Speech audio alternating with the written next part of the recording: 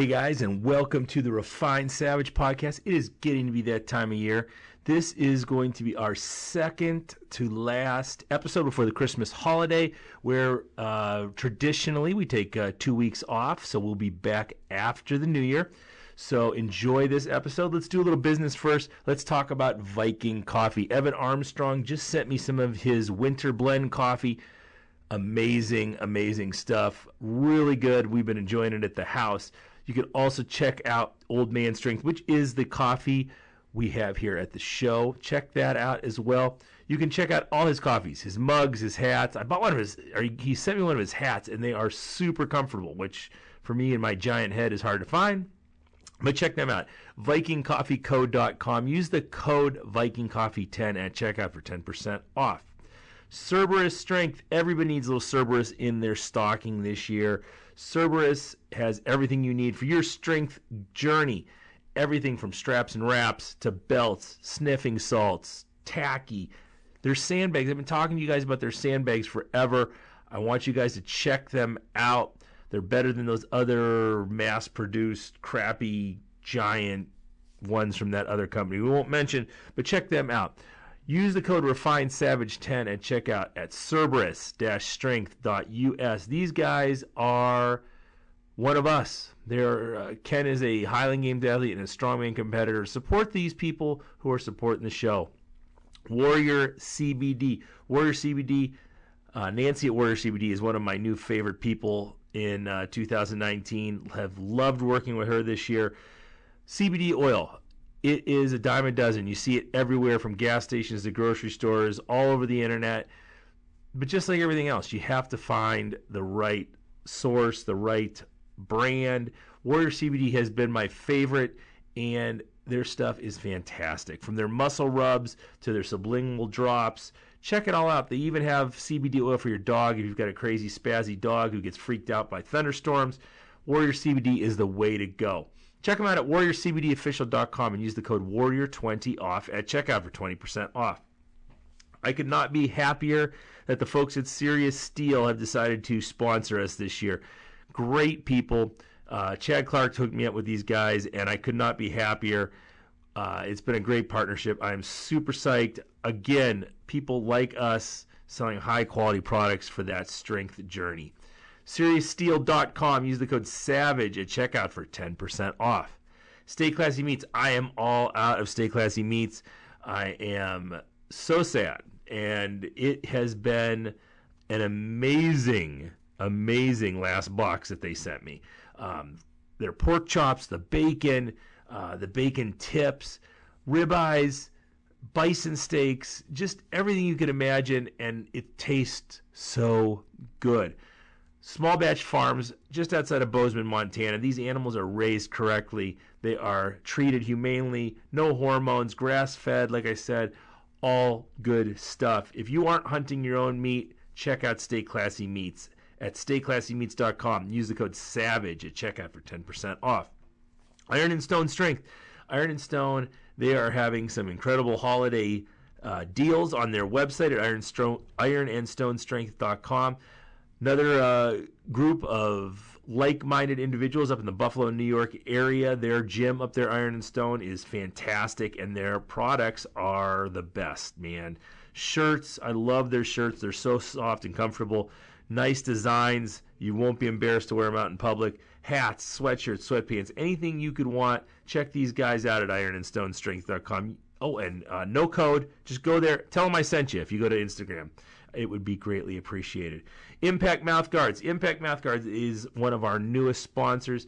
If you are a teeth grinder, if you are a mixed martial artist or a BJJ fighter, if you are a football player, or if you have a child in a contact sport, Impact Mouthguards will protect those choppers. It will protect you and keep you safe from concussions.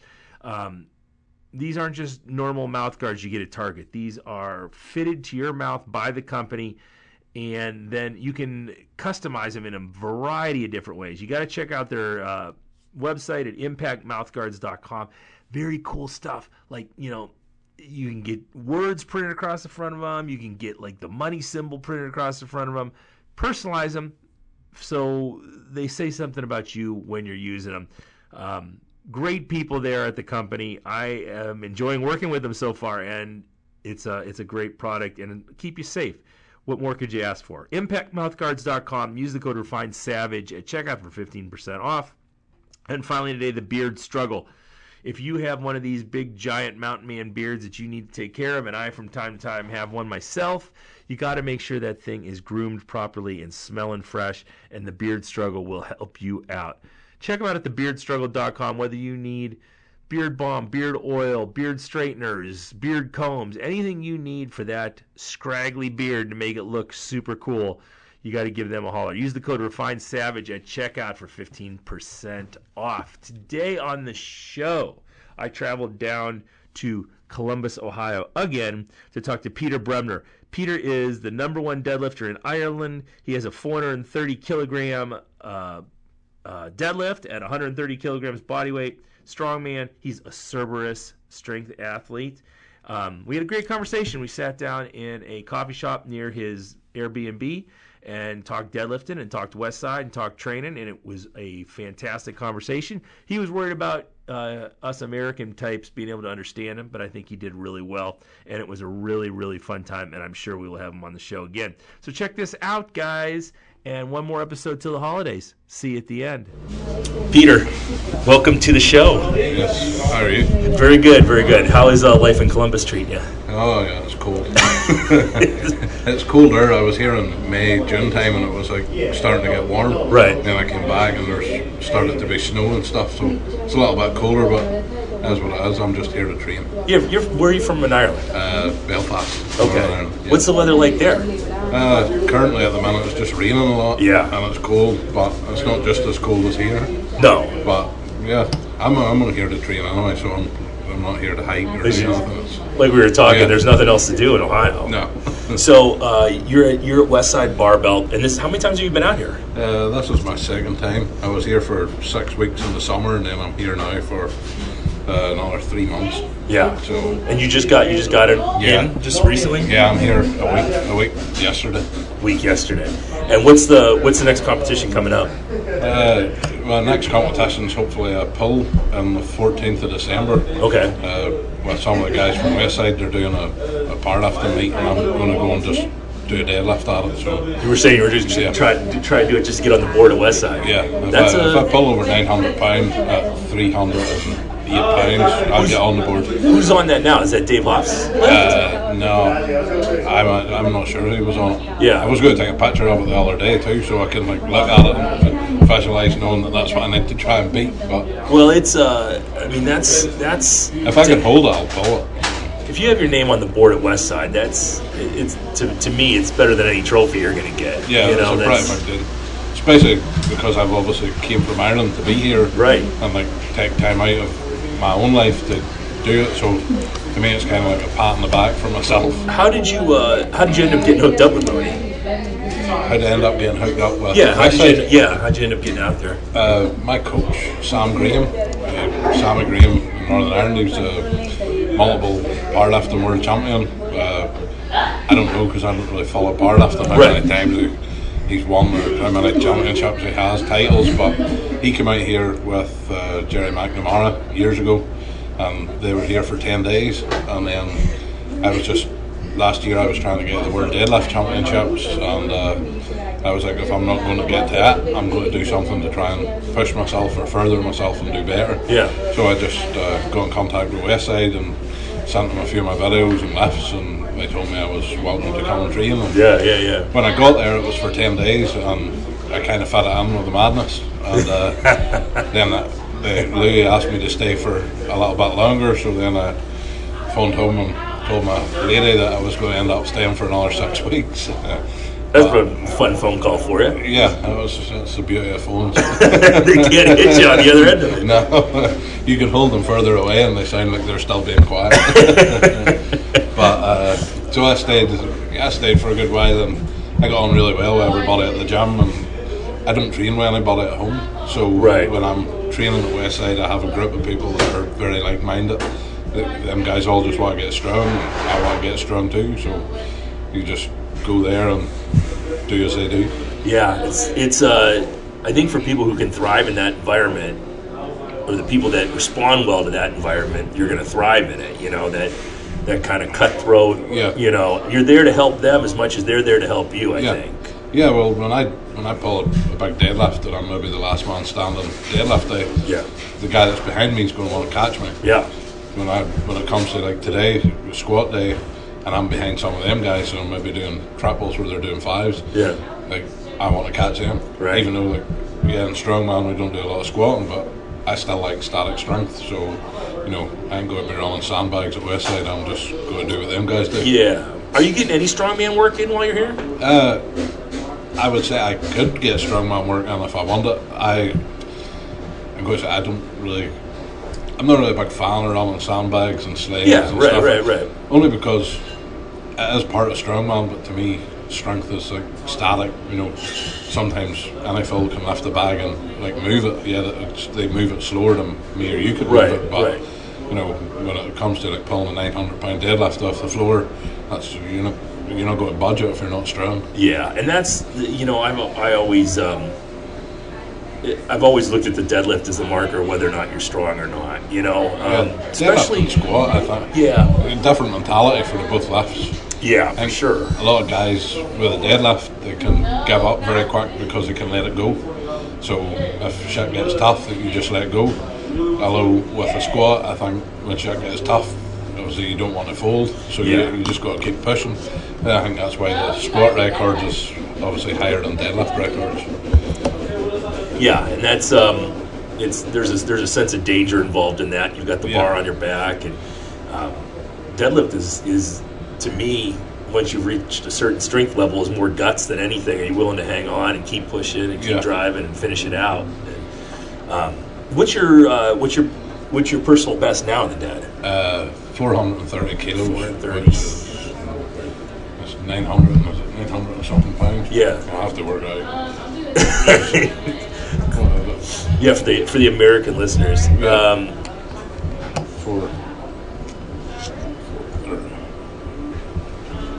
946 pounds. 946. Where'd you do that at? In Sam's gym in Ireland. Okay. So it was this time last year. Actually, that was my Christmas present to myself. Right. So it was, and then before I came here, I had the European Deadlift Championships, and I won that by pulling 425.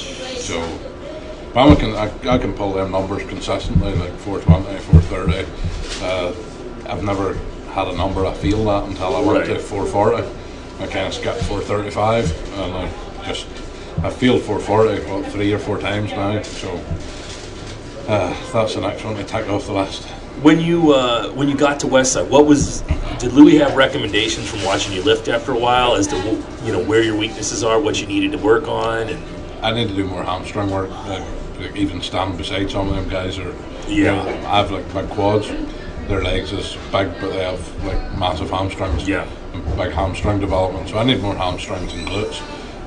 Getting 440 off the floor is fine. It flies to my knees. It's getting up beyond my knees to the top of the So you got that leg drive on the bottom, and then you have to finish it off. Yeah, see, that's you get one or the other. So I'm the exact opposite. If I can get it moving off the ground, then I can pull it up, but I can't. I also changed a wee bit because the last time I was here, I gained about 15 pounds before I went back home. And when I went back home, I had Giants Live, the World Deadlift Championships. So when I went back home to do that, I was a lot heavier. I was bending over to try and grab the bar. I was out of breath and stuff.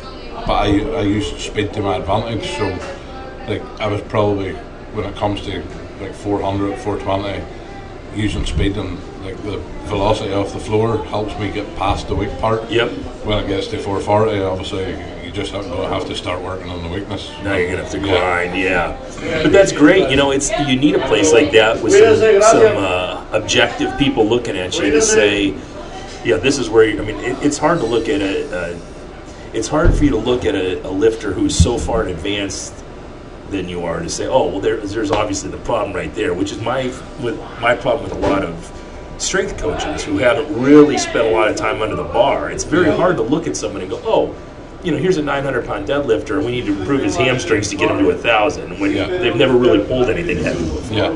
Yeah, I think Well, my idea of a coach is, as well as you say, that they should have spent time under the bar. They should have, they should know what it feels like. You should have your niggles and stuff. Yep.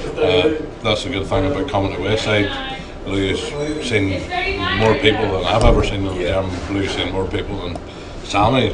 He coaches me. Yeah, right. So, like, it's just coming straight from the mouth of the lion, really. Yeah, it's people wonder a lot about Columbus and why there's so much. Why is the Arnold in Columbus? Why is everybody in Ohio? And I think Louis had a huge part in that. Westside was here, and people just started to congregate around him. Yeah. And now you've got good strength gyms all over Columbus and all over Ohio that are all just probably mimicking what Louis tried to do. Yeah, I think some of the other good strength gyms that are created in Columbus is probably from some of the guys that got chucked out. Right. There seems to be some that bounce back and forth. Yeah. Louis gets mad at them, or they get mad at Louis, and then they leave and come back. But I totally respect that. I know that I'm not like a full-time Westsider, so I can't say for some of them guys, but the way I look at it is it's like work to me. I love it. Yeah.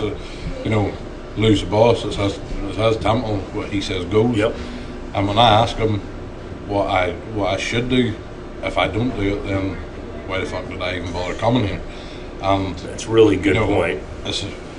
You're there for help with him, and he wants you to get better because he wants his gym to do better. Yep. So as much as he maybe give me an exercise that I don't like doing, that's the whole point of it. It's like, because I'm not accommodated to it, I'm not used to it, I don't like it, and by doing the things you don't like is how you get better at doing the things you do like. Those are usually the reason why you don't like them, because you're so bad at them, and that'll kind of tell you what your weaknesses are. Well, I trained with Chuck on Monday. What's that like? That's Chuck's he's a nice guy to me. Maybe I haven't known him long enough. I think he's a nice guy in general, but I think that motherfucker could put you on the ground training. Sure, yeah, right. He's pretty intense when it comes to training, but a lot of ones on the west side would have maybe said to me, you don't want to train with Chuck all the time because he'll kill you. But at the same time, if somebody killing me makes me better, then I'll give it a go. So we were doing something like deadlift pull on a rack, and it was hard. I could just my lower back and my glutes, which is the parts I need to work as well. Right. So he was like, Pete, you want to jump in with us here? This'll do you good. I'm like, well, if you said it does good, I'll do it. And I was sore, but it was worth doing. The biggest thing with Chuck, and if someone asked me for like a top 10 people I would like to get on the podcast, Chuck would be on there for sure. And he doesn't do any of that stuff, And it's so weird in this day and age that you have that quiet professional who just doesn't want to be exposed at all, and he's just in there grinding. The only thing that's bad about it is when you mention his name to some younger people and they don't know who he is, and it bugs me because he's one of the greatest of all time. Right, one of the greatest of all times, absolutely. And but try to find an interview with him or a podcast with him, they just don't exist. But it's just, I think the guy obviously has a full-time job, a good job. He probably just doesn't need to do it, and I think Chuck would, it's probably very hard as well stepping down from being one of the best to not being able to train like that anymore and stuff. So when you talk to people, you're kind of reminiscing of the good old days. I go through that right now. When I was throwing Highland Games, I was 310 pounds, and I was in my 30s. Now I'm 46, and it's like you watch the other guys in the gym, their weights are going up. You're just trying to hang on, and that's a tough pill to swallow. But you do stuff like what Chuck seems to be doing now, and that's helping other people and getting them strong, Yeah, he would play off other guys in the gym. So we were deadlifting Monday. He'd be like, "Go ahead on now, Pete." He was like, "Get him when he's weak. Get him when he's tired out. Don't wait the 5 minutes. Just go. You pull now." And I'd pull, and then he would be like saying to the other guys, "Well, he's already pulled. Hurry up and pull." Yeah. So. But is that the pace he tries to keep that? Is that why people say it's so hard to work with him, because the pace is so? Yeah, and plus the guy, I don't think the guy likes losing. So right. He has that's a mentality you're born with. You can try and be a hard ass, but if you're not a hard ass, some people are born tough and born. They have that ingrained in them. So whenever you try to ingrain something like that in you, if it's not originally in you. Yeah. I don't know, it's like trying to mimic being a hard ass. It doesn't work if you can't get a good punch in the face. Right. And he's worked at I think he's a corrections officer, isn't he? He's been doing that for prisons. Yeah, I did that for 19 years. It's not a soft job. I mean, you're in jail too. You just get to go home at night, you know. Yeah.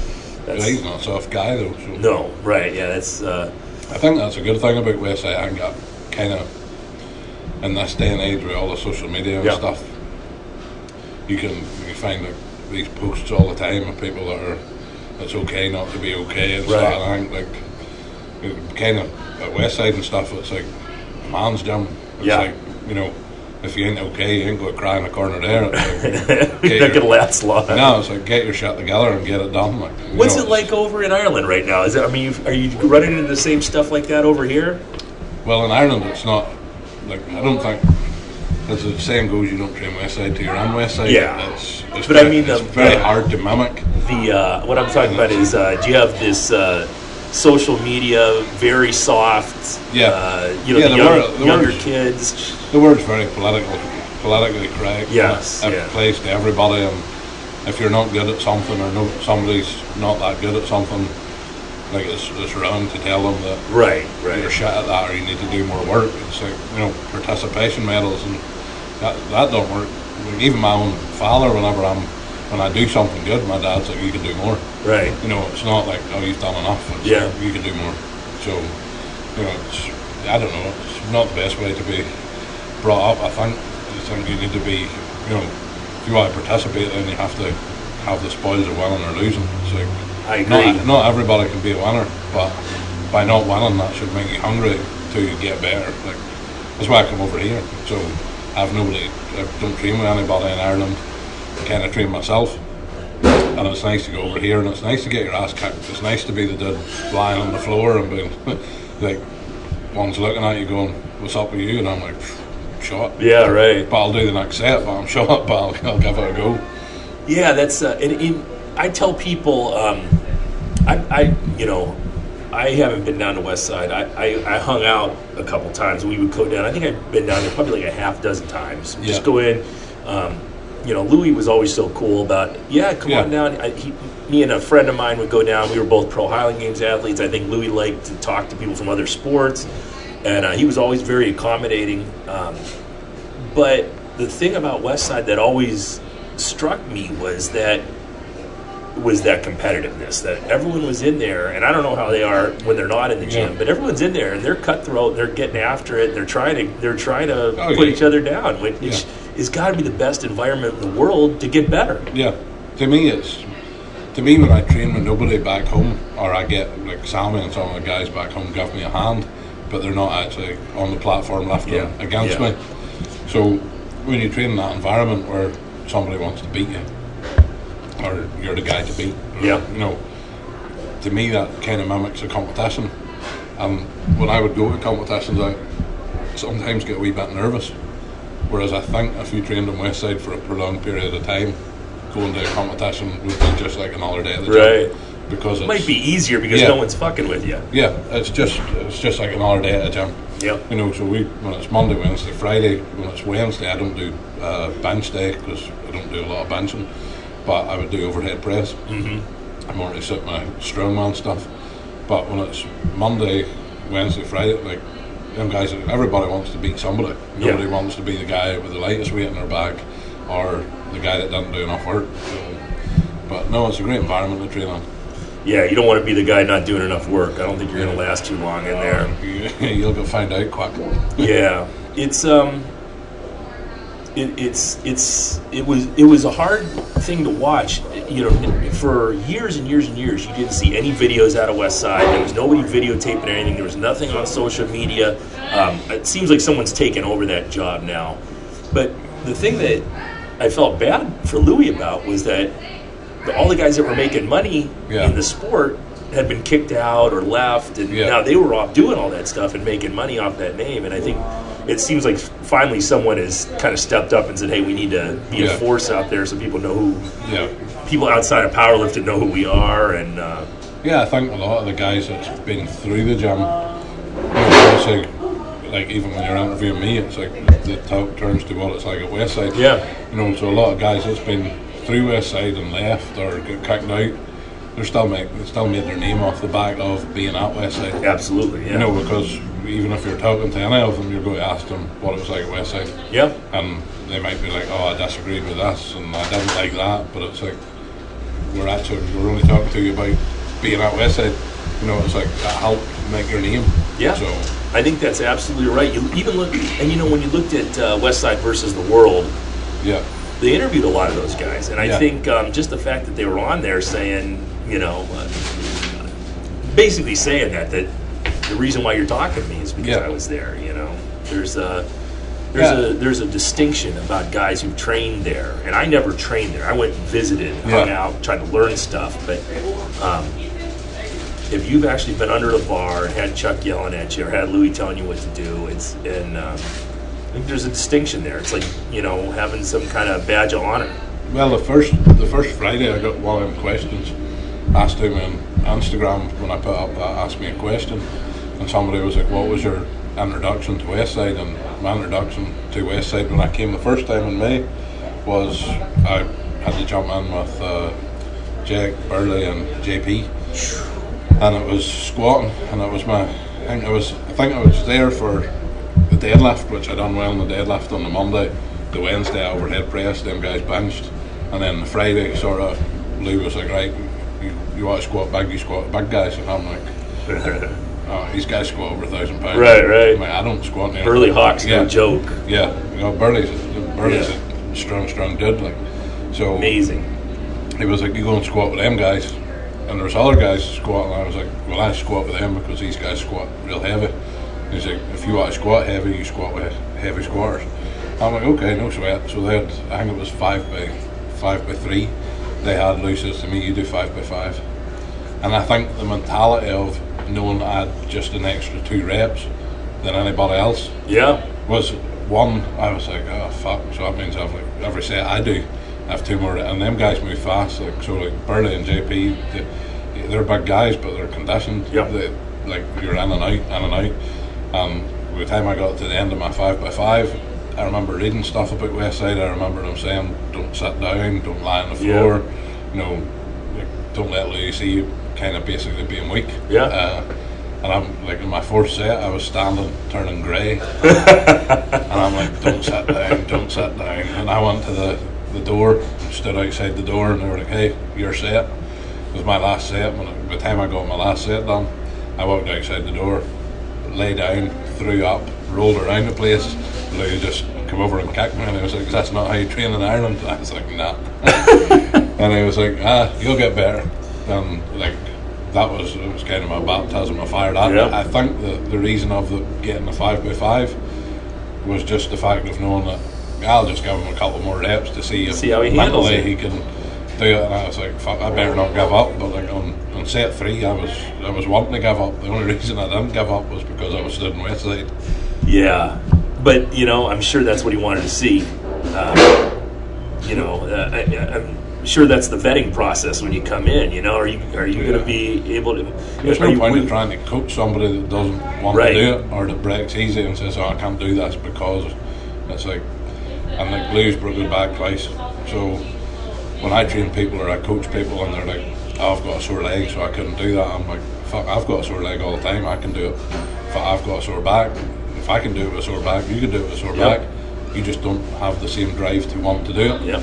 So I kind of look at Louis as if I'd broke my back twice and kept doing stuff, and someone said to me, "I'm a wee bit sore," I'd probably be like, "I broke my back and still fucking train, so you can do it."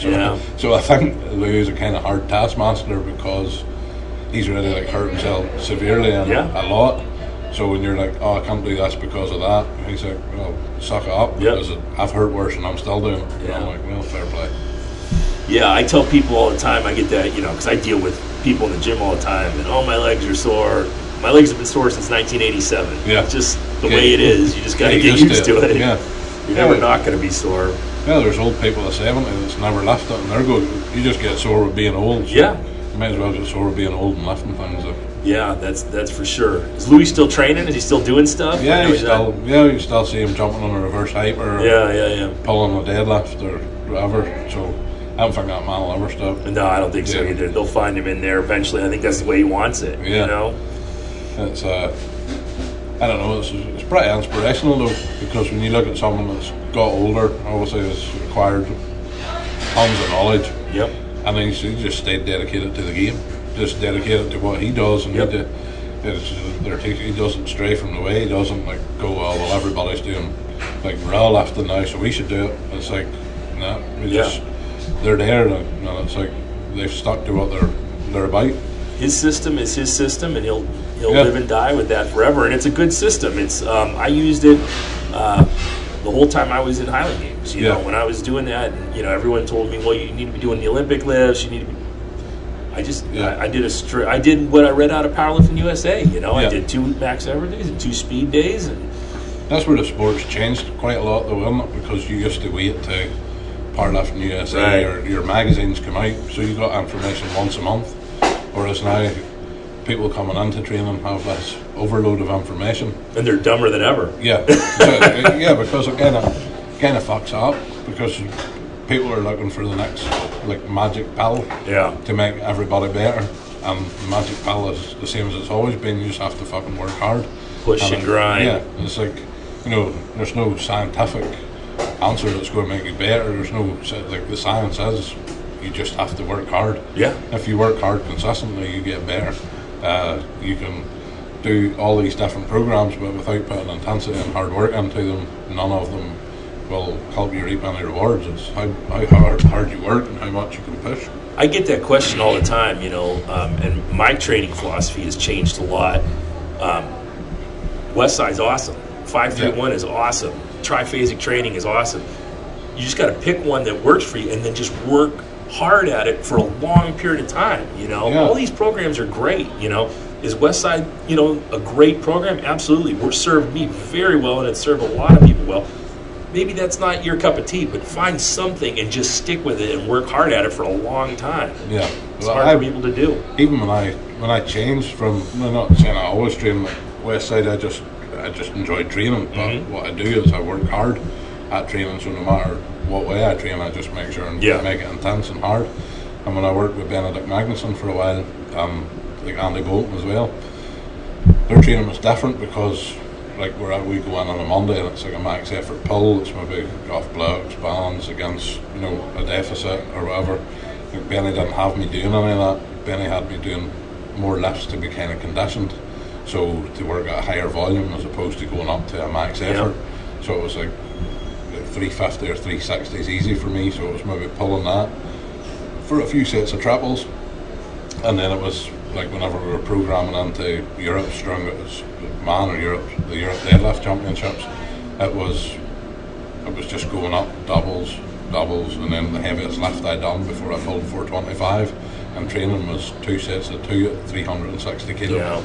And Benny was like, it was easy to recover from. So the recovery from training lighter and doing a wee bit more volume started to get easier, whereas then when you go obviously max effort all the time, it takes a wee bit longer to recover from. I see the way both systems work. It depends obviously in your head. I like having heavy weight in my hands and building my confidence in the gym, knowing I can do it. So like when I pull 420 in the gym, when it comes to a comp, I'm like, I can do this because I've done it. Or if it came to pulling 420 in the gym but I've only pulled 350, I'm like, fuck, I've never done this.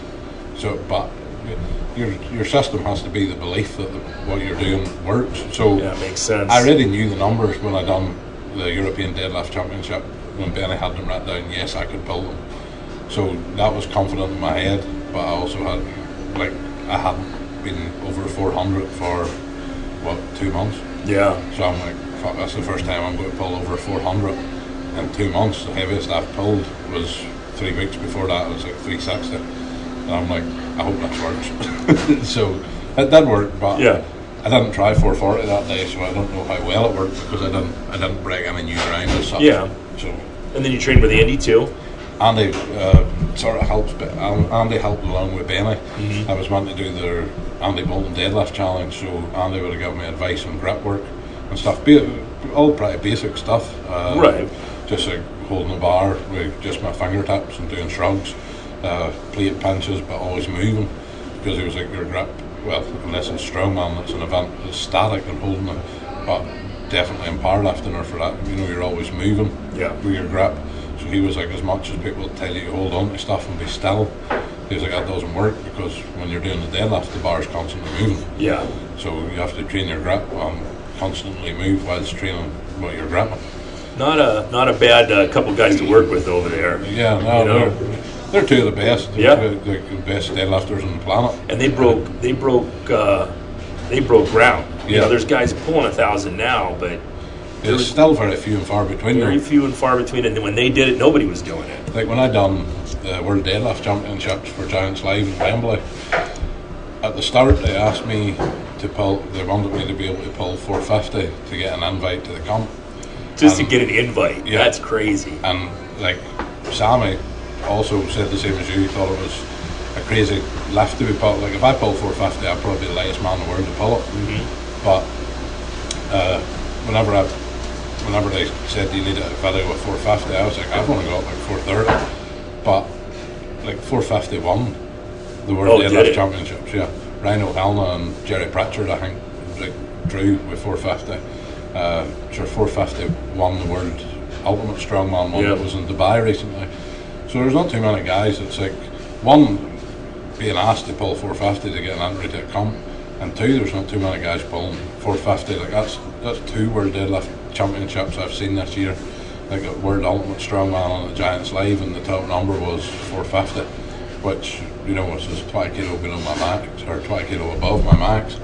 But to see people that'll probably pull close to Eddie Hall's, like 500 or anything for a while, I think it's going to be a few years yet. Oh yeah, I think so too. We'll get a. I think one of the reasons why people are pulling that well now is because of social media, because they see. Yeah. When I was like, we were talking in the car on the way over here. When I pulled 730, that was a big deadlift at the time, because there was only like Danny Wolber at Westside was the only guy pulling 900. No one had even heard of anybody else doing that. Now it's like people are pulling 1,000, and you're having to pull 450 just to get invited, and it's crazy. And I think people see that on social media and go, oh, well, if he can pull 700, I can pull 700, and all of a sudden they're pulling 700. Your following as well on social media is another thing that they like nowadays to get you in them comps, because if you're an unknown guy on social media, then you're probably not going to put too many asses on seats. Yep. Unfortunately, regardless, there's like some people that might be weaker than others that get invites to comps because they'll put bums on seats. And like we talked about Chuck, are they ever going to invite Chuck? He has no social media presence, but at the time he was one of the best deadlifters in the world. Yeah, I think that's the way the sport is now as well, which I'm kind of old school for being young. I think you should be able to get places because of your merit and what you've done. It doesn't like, so if I left 430 and some dude left 390, but he's like, what, 1 million followers and I have 5,000.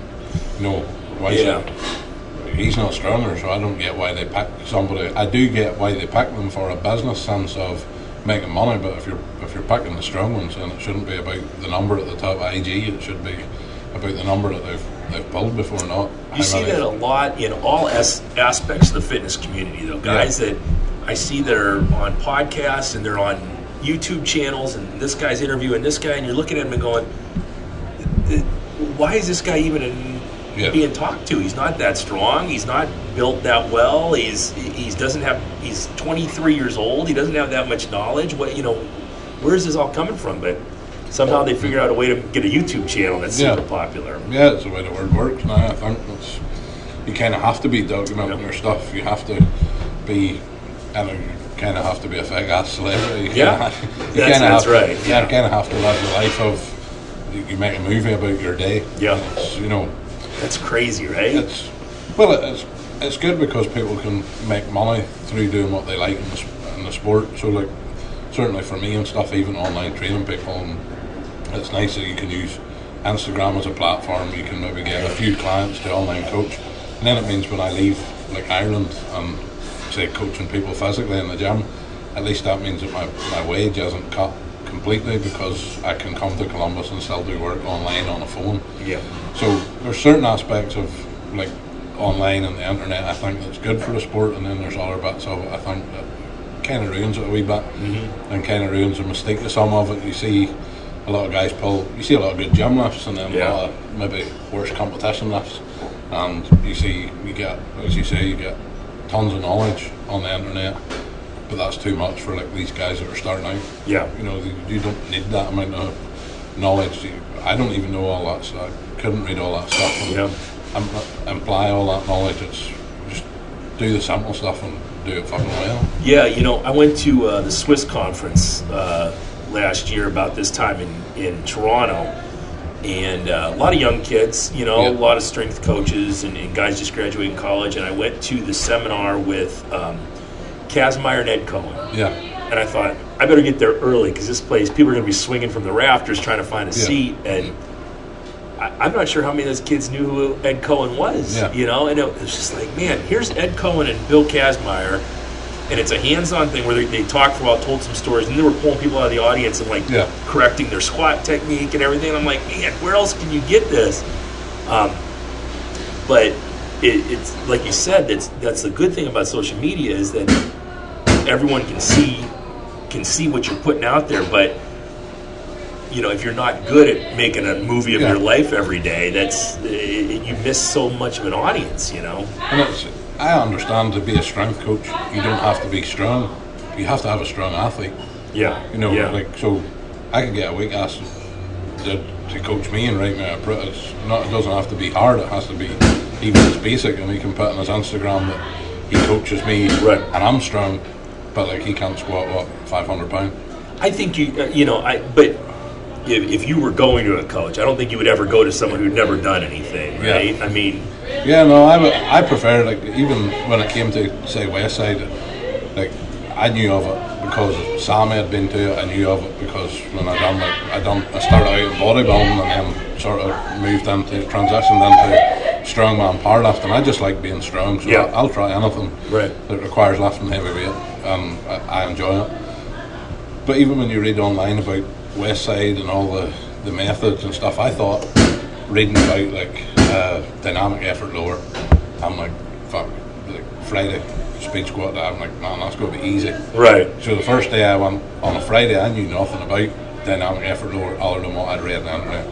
I'm like, so this is what, like 150, 200 kilo squat, and it's like for a few reps. I'm like, this shit's going to be easy. But then it wasn't that easy when I was lying outside boating, being sick. You can, like, if I'd have read and applied all the stuff that I thought Westside was about, I'd have got it all wrong. Yeah. So from reading it all on the internet, I'd have probably had a skewed way of doing it and done it wrong. So to learn it, or to make sure that I was doing it right, the best way to do it is just go and do it. I learned more. I was the same way. So the first time I went down there, I read all the articles.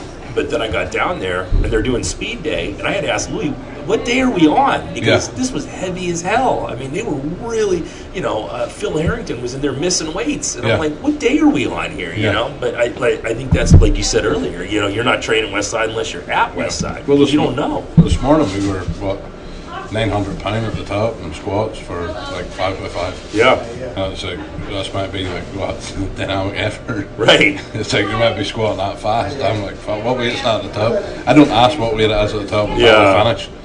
Like, even the set before last, when I'm going in, I'm like, it's on the tip of my tongue to ask what weight it is, and then I'm like, I always do better if I don't know. Yeah, just don't tell me. Yeah, I'm like, so at the end, I'm like, what was that? And they're like, it's like 900 at the top. And I'm like, okay, I've never like squatted 409 before. Right. And then it's the same, like next week, then it'll be heavier. Yeah. So, and the rest periods are super short, like you said. Oh, well, you're glad if somebody shows up. Like, if somebody misses the workout, you're glad when they're there next week, because it makes it a wee bit fucking easier on you, because you've got a longer rest. Yeah, that's true. How did you get into this stuff to begin with? Just through bodybuilding. I started bodybuilding when you were younger? Yeah, just like I wanted to do some boxing, and when I went to boxing club, it was about being fit. Mm-hmm. And then I had this like nervousness about getting into a ring to fight in case I looked like bad. So I liked the fact that watch like Jean-Claude Van Damme and all these Right, people. right, right. I think when you're doing boxing, you have to look like a fighter. So then I started going to the gym. Then I kind of fizzled out, like fitness training and boxing, to spend more time at the gym. Spent more time at the gym, and then met a local bodybuilder that sort of competed at Mr. Universe, big competitions. I'd never seen anybody that size. Yeah. So I remember going in the house one day and him walking into his girlfriend's house and me looking out the window going, "Whoa, that guy's big." And I found out who he was, and he had a gym, and I went down there and started training his gym, and then I got asked to do a strongman competition just for fun, and I said, "Yeah, no bother, I'll try it." And I went in with no expectations and finished second. I beat some decent Irish strongman as well. I beat Brian Irwin that competition, and he competed or qualified to be a world's strongest man. So then after that, I just kind of sort of mixed it up and done strongman training and still like done a little bit of bodybuilding, and then I just got fed up with the lack of eating in bodybuilding. Right, and then I'm fed up with the overeating and strongman and powerlifting. I noticed you're drinking the milkshake coffee here. The 690 calories. Right, a little bit of extra calories. You know, it's kind of fun to watch. The UK in general is getting some pretty incredible strength athletes. Yeah, there's a lot of good names come out of it at the minute. Just amazing. Graham Hicks done very well there at Big Dogs over in Australia. It seems to be a comp a lot of people are going towards. I think Burley was meant to do it this year as well, or could have done it this year. But no, Graham Hicks done very well at it this year, and then obviously Eddie Hall's from the UK. Yeah. The Stolen Brothers, lifting those giant stones. Yeah, Tom and Luke. Jeez. They're really nice guys as well. Are they? Tom and Luke, yeah, they're very down. You know what's good about them is they put a good image on the sport of strongman from the way they look. They're not big, you know. There's a theory, there's a feeling in the States that I see a lot that, you know, to be a strongman, it's okay, you can just be a big fat guy. Yeah. You know, and if you look at guys like yourself and those the Stolen Brothers, and even like Thor. Yeah. Thor's 440 pounds, but he's got abs. Yeah. You know, it's hard for people to realize that. Yeah, you're drinking a 680 calorie drink, but then you're killing yourself in the gym and dying from the pace of the workouts. And well, I had a 1,200 calorie breakfast, but on after squats, not before squats. So the eating part is the part I find the most difficult. It's tough, right? Yeah.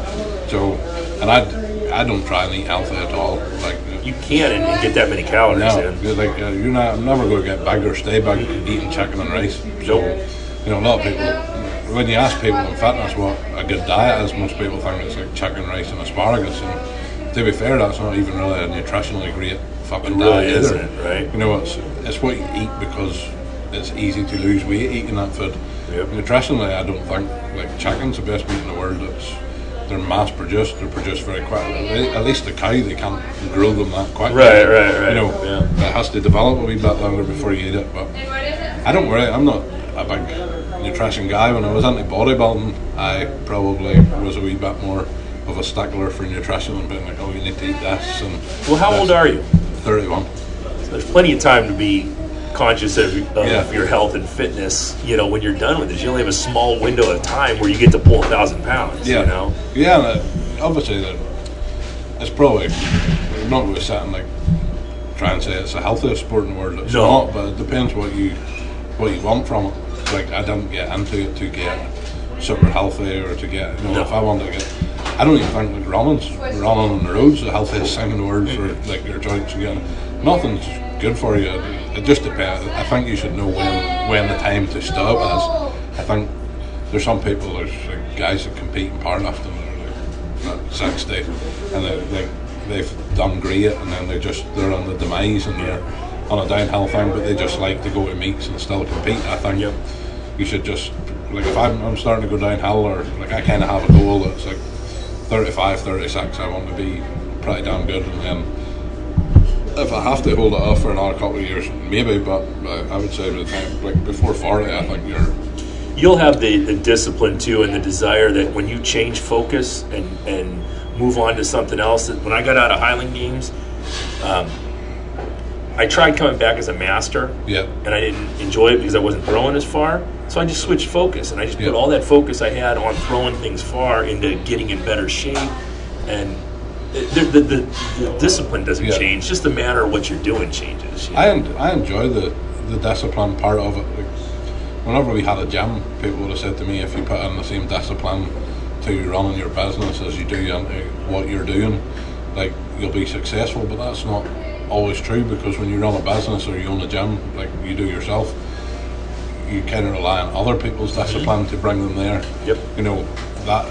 You know, you could have the best discipline in the world and try and run a business, and it doesn't convert over to everything in everyday life. It's the most frustrating thing I deal with on a daily basis is dealing with people's quirks, because I don't understand them. I don't understand how you miss a workout. You know, I don't get it. I don't understand how you come up with an excuse. Well, I can't be at the workout because my kid had football last night. Well, did you do anything? Did you go for a walk around the block? Did you do some pull-ups in your garage?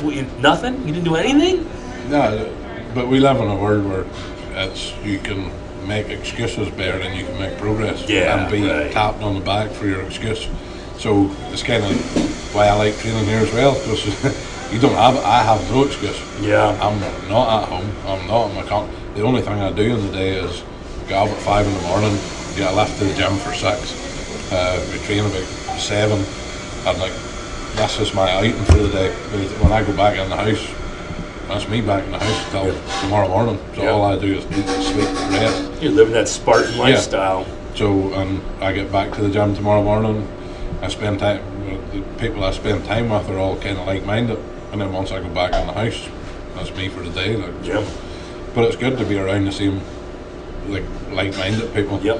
And then, as you say, when you're like disciplined and stuff, it's kind of very Spartan lifestyle for me, because I hear it's like, there's not much I can do, like, and I don't have a car, so I'm going for miles. Yeah, you're not going to the clubs at night or anything. It like we talked about with that very narrow window, that's not going to be you for your whole life. But for this time, for a decade or whatever, you spent that time looking at goals and trying to crush those goals. And when those are done, you'll move on to other goals. You know, but you have that especially for young people, when they find something they're really good at.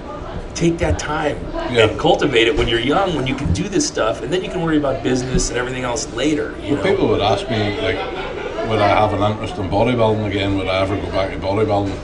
I'm like, not in the slightest, but that's because if I had an interest in that, I wouldn't have a full focus on what I already do. That's a great point. To me, if I had an interest in what would I look like if I was a bodybuilder again, it's like that's like 5% taken away from being 100% into getting stronger. Yeah. And I'm like, I don't care what I look like. I don't care what I look like. If I want to do that, then I'll like divert my attention to it 100%. But at the minute, the road I'm on is 100% what I'm doing. So I don't think about what would it be like if I'd done this. What would I be like if I tried MMA? It's like, I don't care, because if I wanted to do that stuff, then I wouldn't be like 100%. It's all distractions. Yeah. So I just like, I love what I do, and I just keep myself doing it, and I don't think about other stuff. It's a great point, because when I retired and came back as a master, I wanted to look good, I wanted to be healthier. That stuff doesn't correlate to throwing far. Yeah. It's a diet just like being a powerlifter. You want to be as big as possible and move the weights, and it just didn't correlate, and it's a distraction. So when Eddie Hall pulled back, he was 33 stone.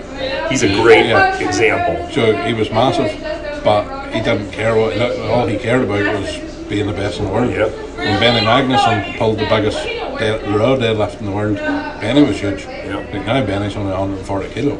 He's lost a ton of weight. Yeah. Wow. So, but then again, that's their focus has changed, and they get older, so obviously their goals change.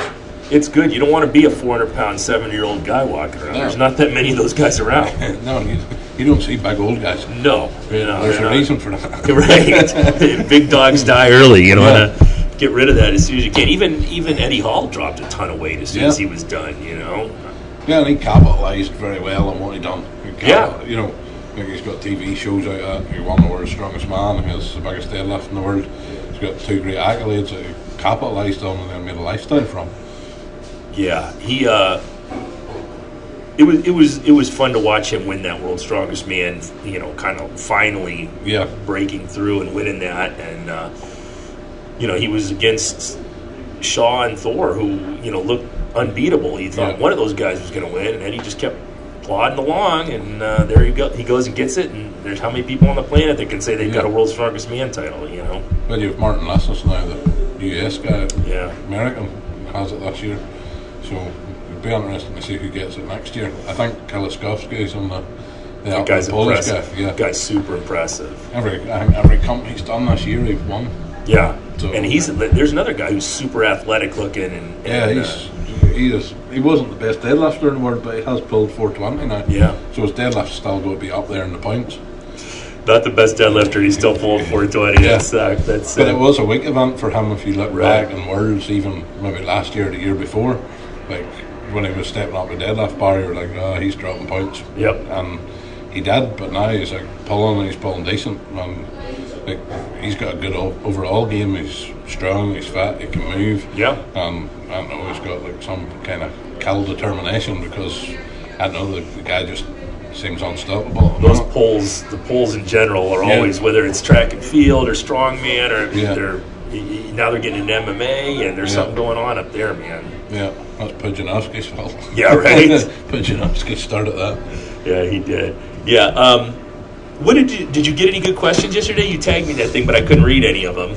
Well, I know you did a question and answer on Instagram. That's a screenshot of some of them. If I ever dealt with an over-dominant leg, don't know what leg is. Yeah, right. The middle on a weekend.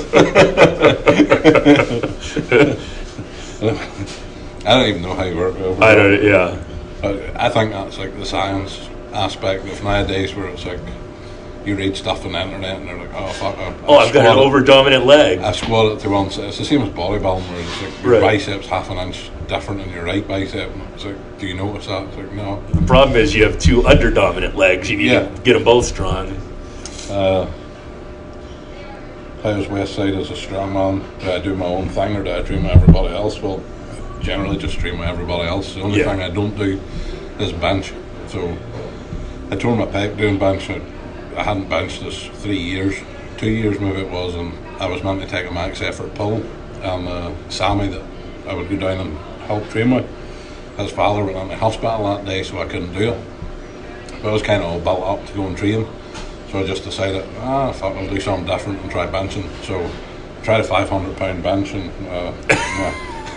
my right chest just decided to try not and do it at the same time. Yeah, it's probably not a great idea just to jump in with a 500. Oh, well, I warmed up and stuff, but I don't bench, so... right. But I've done 405 for a double after overhead press last week. Yeah. No, if I wanted to do it, I could. It just really serves me no purpose for strongman. Yeah, they haven't had you guys doing any kind of benching since, I think they were in Iceland was the last time World's Strongest Man had a bench in it. I got one about general diet advice. Eat a lot of food. Yeah, and then eat some more just to make sure you've ate enough. Yep. It's like, I think that's the hardest part. When I was trying to gain weight, just constantly full. You constantly feel like you got to take a shit. It's horrible. Well, Benny told me, Benny said to me, he was like, he always gets people saying that they eat so much, and he was like, I always say to them, but does your ass bleed? Right. And I was like, what? And he goes to me, when you're eating enough, your ass bleeds. Right. He was like, so you go for a shit, your ass is bleeding. And I was like, right, okay. Okay. And he was like, he said about Thor, like, he was like, whenever Thor came to the gym at the start, he was like, you need to gain, like, say 50 pounds. And he was like, he gained 60 in a year. And he was like, if you had told Thor to eat a house to be the best in the world, he was like, Thor would eat a house. Yeah. He was like, Thor is very meticulous in his training. He was like, he leaves no stone unturned. So Thor's like a real professional. Right. Obviously, it shows with your results, but I get a lot of questions about Westside. Like, Probably covered most of them. yeah, well, a good common one is like, does it only work for equipped lifters? And it's like, training hard works for anybody. And Burley Hog's a great example of like, absolutely. It's like that guy's not equipped, but that guy trains like fuck. That guy trains hard. I trained for Highland Games with it, and I never owned a suit. You know, I had a pair of wraps that I would put on for my absolute heaviest sets of squats, and a belt, and that's all I ever wore, and it worked for me. You know, I pulled 730, I benched 455. You know, I mean, it works. You It don't doesn't need matter equipment. while you wear a certain. The whole point of it is it's the intensity of it and the hard work. Yep. And that works for everybody. So just because you don't want to try conjugate or that's method because you might have to work hard, it's like, and if you read it like me and got it messed up by thinking like your dynamic effort days is meant to be a gift, then you're probably not going to improve. Like if I was running dynamic effort at home and I'd never been to Westside, I'd probably think it was the easiest Friday in the world. But obviously I figured out that the only day I get scared of is Friday at Westside. So Thursday night I'm like, shit, it's Friday. So I got baptized with fire on Friday. So yeah, you're in the mix. It's not like you can miss a deadlift and you're out. You're in it until the end. So yeah, but the Fridays is just like awful. I think it was like about 400 pound of band tension at the top or something. Them last today. It's like when it gets heavier next week, it feels like the bars just go to like pull you down through the middle. Yeah. Band tension's no joke for sure. So Chicken Hawk was the one who actually got me told me that you were in town and got me doing it. So I've been trying to get him on the podcast for about 6 months now. He refuses to come on. Well, he's just volunteering people to do it. Right, you go talk to him. I'm sure Chicken Hawk has some good stories. That's what I said. He's I'm boring. He won't have anything. So I'm going to drag him on the podcast eventually. I tried to get him to sit in with us today. Yeah. Frey was saying he was like, I hope so. He was like, I hope it goes well for you. Yeah. I didn't know you were trying to get him on, or I'd tried to get him here too. Oh yeah, I've been trying. We do jiu-jitsu together up in Cleveland, and he's Chuck does jiu-jitsu as well, doesn't he? That's scary as fuck. Yeah, I couldn't imagine standing across a mat from that guy. The Chuck looks like he's got like square corners and so it's like nah. Chicken Hawk is very helpful, and he doesn't. He's way more advanced than I am. You know, if he wanted to, it would be over with real quickly. But he lets me work stuff, and he's a good teacher, man. Yeah. He's gonna. I could see him, coaching. I don't think he's any interest in coaching people, but I could see him being very good at coaching people. In the power lifts or whatever. Yeah, I think it takes to be a good coach. I think you have to be. Well, in my opinion, I think you should have done it, and I think you should have been at a decent level. Yep. Doesn't always mean that you're going to be the best coach, but it means you understand what it's like. Yeah. So if you've never done a meet or if you've never done anything before, it's easy to tap someone on the back and say, "Don't worry about it, you'll be fine." It's like unless you've actually done it, it's the same when it comes to gaining weight or losing weight. It's like it's easy for me to say to somebody, "Suck it up," because I've already done it and I already know it's shit. Yep. But like I've already done it, so if I can do it, you can do it. That's the problem with the explosion of fitness, and I don't know how it is over in Ireland, but here you have this explosion of fitness. I bet you if we Googled here, there'd be some kind of fitness gym or CrossFit gym within a mile of this place. There's a Planet Fitness we could get barred from. Right. But you have all these people in here who don't need any real credentials to become an expert at training people or pretend to be an expert, and there's so much information in general, but a lot of it's misinformation. When I looked so when I started taking jiu-jitsu, I looked for the guy in the area who had the best pedigree, and I knew our coach was, a national champion, and he'd been there, and this is the guy I want to go to. I'm not going to go to some guy who, got his black belt at some strip mall, never even done anything. It's a massive industry and a massive industry for people to capitalise on vulnerable, weak and unknowledgeable people. Yeah. And to be fair, the fitness industry that you go into with bodybuilding and stuff, and you go to all these expos, it's very fake, it's very like front of house, face value, we're like really nice, take this product that makes you shit, don't eat food, you'll lose weight. It's like, all that stuff is new. It's like companies have a spin on it, they pay influencers, they spread their shit all over the internet, and it's like the basics always, everything always reverts back to the basics always work, and the fitness industry is one that you could come into and make a quick buck if you're good at lying. But that's a good point, because the weak people or vulnerable people, you just sell them hope, and like you sell hope in bagfuls, because lazy people just want to buy hope and hope that it works. Yeah. So when you tell somebody, like, you have to do this 4 times a week, you have to do this, and this, they don't want to do that shit. So like here, there's like raspberry ketones. They were all on for a while. Yeah, right. There's like raspberry ketones. You'll become an entrepreneur. It's like, there's like entrepreneurs.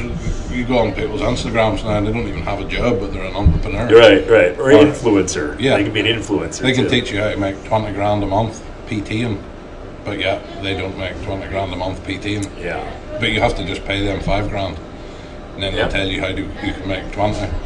And then when you don't make 20, they'll just tell you that you haven't done all the things I've told you. I've told you how to do this. Why aren't you doing it right? Implement it. Have you done calls? Have you cold called people? Like knock their door and see if they want to join your gym? It's like, no, I haven't. It's like, yeah, it's just being in the gym business. You know, I grew up looking at places at Westside or the University of Ashland has an incredible weight room, or some of these dingy old school gyms around my area. So when you come into my gym, there's nothing fancy. There's no ferns in the lobby. You know, and you see some of these gyms where they have a tenth of the knowledge I've acquired over the years, but they're gorgeous. You go in, everything's spotless, and it's. But the thing about it is, you can do like any exercise and train most parts of your body with a barbell in a few places. Yep. So, like, to me, machines, I always like machines, obviously other than maybe like the reverse hyper, because if you haven't done that for a while, it's not for lazy people. It just leaves you cramped up. But most machines are they're easy to use. Yeah. And to me, they're for like lazy people. Yeah. You like sit down to train your chest. You sit down to train your legs. You sit down to train your back. Yeah. You're not really learning it. It's safe for women that are going into gyms and don't know what they're doing. Yeah. But in this day and age, everybody wants a personal trainer and wants to. It's like going to the gym with something they put on Instagram. Yeah. Like part of their day. Yeah. Part of their movie for the day. Well, I get people saying to me that I have an easy life because I do what I love. But like, to be fair, I live on a weekly basis from hand to mouth. Yeah. So when I train people, if I have 10 clients that week and 5 of them cancel, some of them are paid up front, so I'm paid. Some people aren't paid up front, so maybe you're not. So my wage fluctuates massively. If we were back home, you'd see that I kind of live out of the boot of my car, and I live with my aunt in her house, and it's just a single bed and a small box room, and I'm out of the house at 6 in the morning, back at 10 at night. I live out of my car. I get sponsored by a butcher. I get help from a few friends, but I put the time in when I have to work. I come over here, I'm all out of sorts, but people say, they always see it as like an easy life, but I'm like, I'll pass you my workouts to do for the week and you do them. Yeah. And it's like, and then live out of your car. Yeah. And they're like, but I couldn't lift that weight. And I'm like, yeah, but it took me 10 years to be able to lift that weight. So as much as my life seems easy and good fun, there's like 10 years work behind the fun. Yeah. It doesn't just, some people couldn't have that life. I couldn't have the life of working 40 hours a week and having somebody tell me my time, I'm not allowed to take it off. It's like my life and it's my time. I don't want to work for a company that says, I'm only giving you 20 days of your own life and your own time. Yeah. You're only allowed that off per year. So I don't like the thought of that. I'm not a monetary value person. I don't hold a lot of regard for things, but I do hold a lot of regard for time. Yeah. So I like my time. I like doing what I like to do in my time. I enjoy my free time. I enjoy a lot of time with myself. So I just value time, because there ain't nobody dying tomorrow that wants a new truck. Everybody wants an extra bit of time. It's a good perspective to have. And speaking of time, I want to thank you for giving me your time today. And this has been fantastic. I'm really psyched for you. I think you've got the right attitude. I think a grand will go down sooner than later for you. Yeah, fingers crossed. Yeah. Hopefully everybody understands me. Right. Oh no, I think we'll be fine. We'll be fine. There's a lot of the guys that listen to this are Scottish Games guys, so we spend a lot of time with Scots who have way worse accents. Yeah. I could try and talk about Scottish. A wee bit more broad. There you go. Perfect. All right. Well, I want to thank you again, and next time you're in town, let's do this again. All right, guys. This has been the Refined Savage. See ya.